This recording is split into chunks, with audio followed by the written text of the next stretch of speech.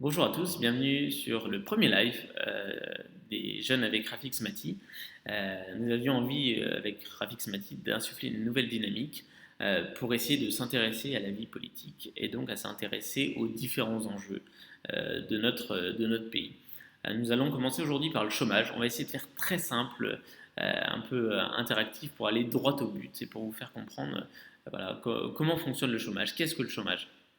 Aujourd'hui, vous avez deux façons d'analyser le chômage en France. Vous avez soit Pôle emploi. Pôle emploi, vous connaissez tous, cet organisme public qui enregistre chaque mois les entrées voilà, des personnes qui vont s'enregistrer à Pôle emploi.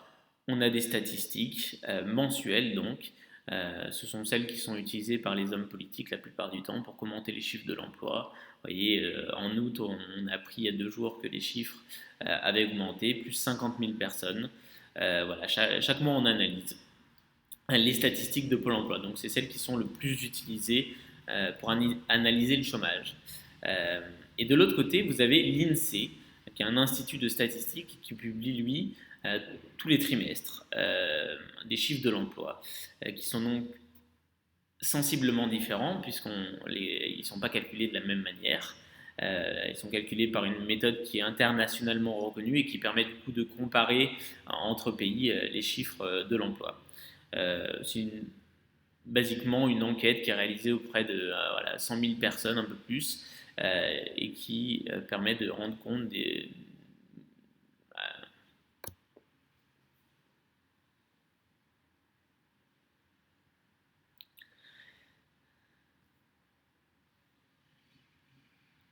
Bonjour à tous, bienvenue sur ce premier live vidéo sur la page des jeunes avec Rafix Mati.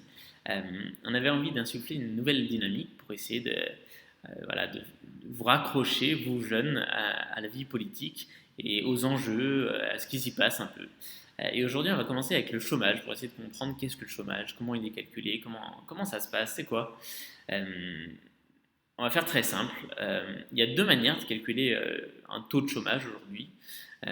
Vous avez premièrement Pôle emploi, qui est un organisme public qui enregistre chaque mois. Voilà, des personnes viennent s'enregistrer à Pôle emploi, des personnes sans emploi, et on fait donc une sorte de compilation et on a à la fin chaque mois une sorte de taux de chômage qui est par rapport à la population active, mais qui représente en réalité des personnes qui viennent s'inscrire à Pôle emploi. C'est pas totalement représentatif, il y a toujours des marges, voilà, marge d'erreur, des personnes qui sont découragées. C'est assez complexe en réalité de composer des chiffres de l'emploi et des chiffres du chômage. Vous avez Pôle emploi.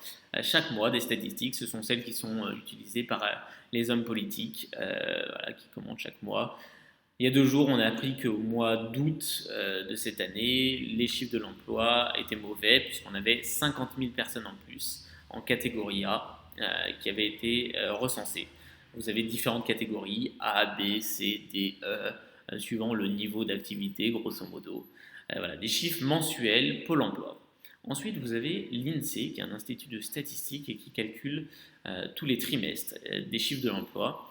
La méthode de recherche est un peu différente. C'est une enquête qui est réalisée auprès de plus de 100 000 personnes et qui est représentative de l'ensemble de la population française pour déterminer qui est en emploi, en phase de reprise d'emploi, etc.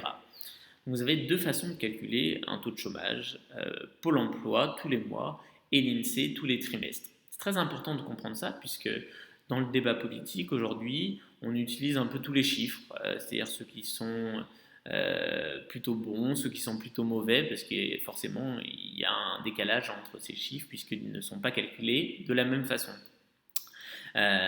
Première chose, c'est que ces chiffres sont imprécis, comme je vous l'ai expliqué.